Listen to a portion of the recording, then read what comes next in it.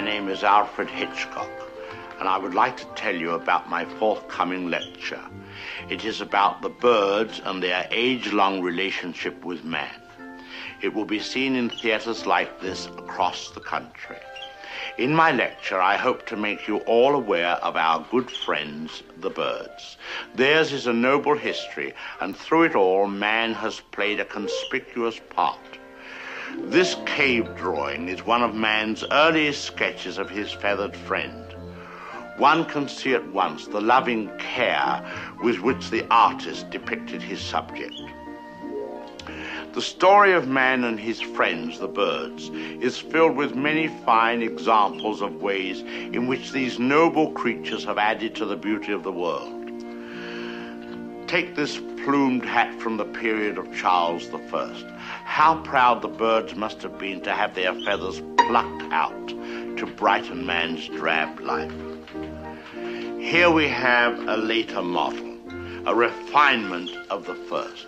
Here man, or rather woman, thought enough of the birds to have an entire one as a decoration. It's quite dead, of course. Naturally, the egg plays a very prominent part in my lecture. Not a word about which came first, however. I don't believe in dealing with controversial matters. Thousands of years ago, man was satisfied merely to steal an egg from a nest and use it for food. Now he has perfected this process by imprisoning each hen in a separate cage and by scientifically manipulating the lights so that she doesn't fall into the rut of the old 24-hour day. Thus he can induce the bird to reach fantastic heights of egg production.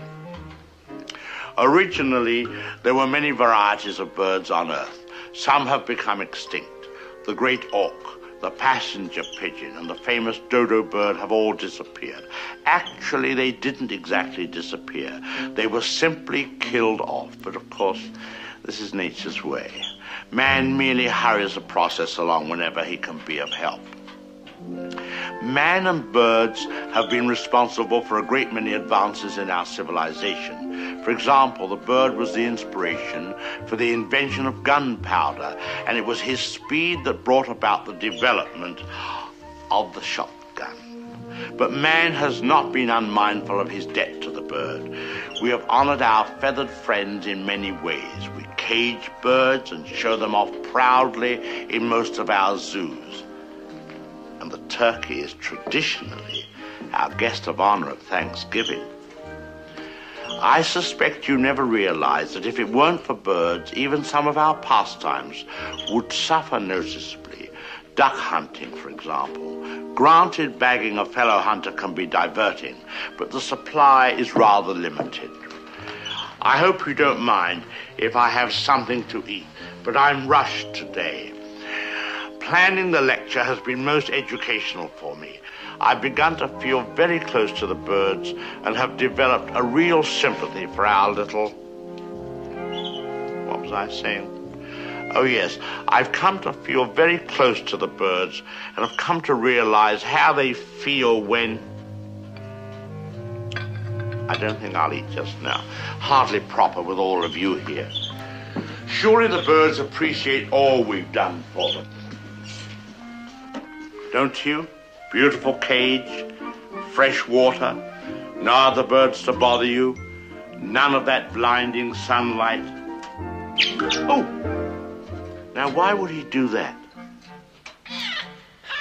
Most peculiar. What on earth?